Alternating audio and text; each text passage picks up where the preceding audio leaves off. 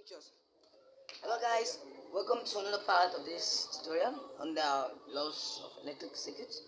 Well, in the first video I said we're going to talk about resistors connected in parallel and in series. But however, you can know there's one thing you need to know before we talk about that.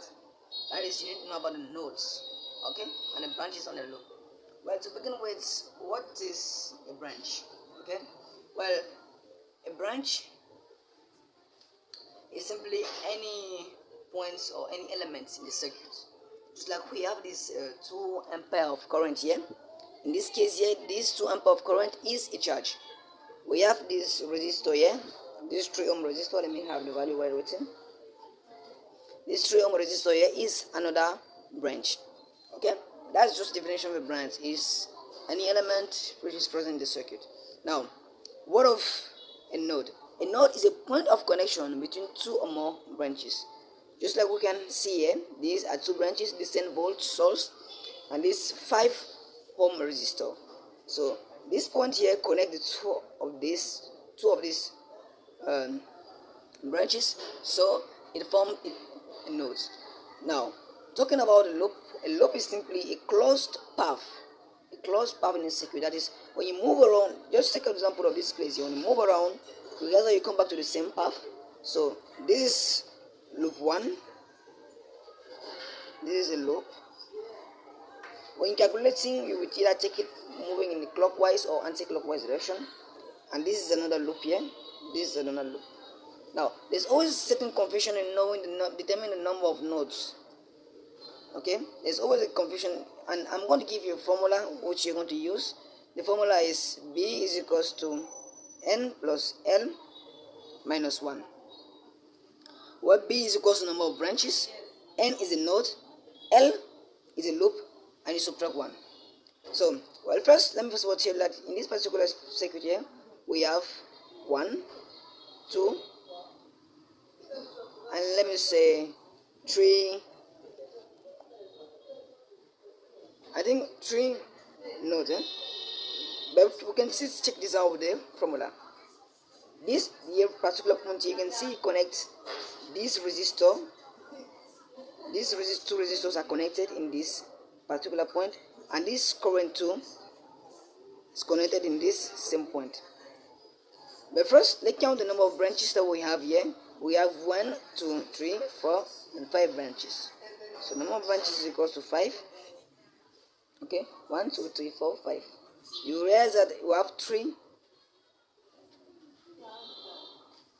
I believe 3 nodes. So our branches are 5. That's 1, 2, 3, 4, 5.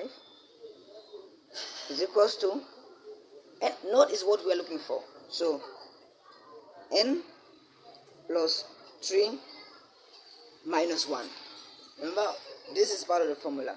And 3 minus 1 is 2. So once you send this to the other side of the equation, we end up having 5 minus 2 equals to N. So this implies that our N is equals to 3. So whenever you want to check the number of nodes, if let's just say you don't want to use this formula, always try and check all the point of connection. Like here, for example, if you check very well, you see that yes, this one forms a node for these 2, but does it connect other branches in this circuit? So you just check it out, you realize that this point here connect everything. You see? So it forms one. This guy here from another loop. Well, some people have said yes, it could form. We could see have a node for this guy. Yeah, that's true. It's form a node. I will let us not also forget that this point 2 are connected. So even though you find difficulties calculating number of nodes, always remember to use this formula. B is equals to N plus L minus 1. Okay, now how does this have to do with resistors be connected in series and in parallel? Well, I'll first of all take another example. We're going to determine the number of nodes, the number of branches, and the loop. Then in the next video, we're going to talk about resistors being connected in series and in parallel. Right now, we can just talk about it like this. It's going to be a very long video. So I first want to get this knowledge, this concept, so you can easily understand everything. So let me just take another example. Okay guys, this is a little example. I'd like to try. You leave your answers in the comments down below. I'll make sure I check it. But for this, we're going to solve it together, okay? So try and solve this one and let your answer in the comment down below. And for this one, first we'll begin by determining the number of branches or number of loops. So we'll start by counting the number of branches. 1, 2, 3, 4, 5. We see I have 5 branches here. So B, which stands for branches, is equals to N plus, is equals to node plus L for loop minus 1. We know about the branches being equal to 5. What are the nodes now? Nodes are still unknown, so we'll keep N here. And we have 3 loops. As you can see clearly, we have 3 loops. So 3 minus 1. And this gives us the same value of 3. You could see that here, this 1, 2, 3 are connected in these points. And all these 4 branches are connected here. And these 3 again are connected at this point. Well, sometimes you can save. I don't know which method you think is the fastest, but I think using the formula is the fastest so far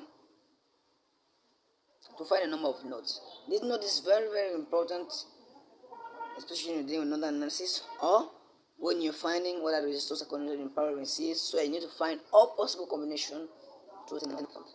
Okay guys, please, if you're new to the channel, consider subscribing. Give me a thumbs up for YouTube algorithm. In the next video, this video I wanted to make in 2 parts. So in the next part of this video, we're going to talk about resistors being connected in series and in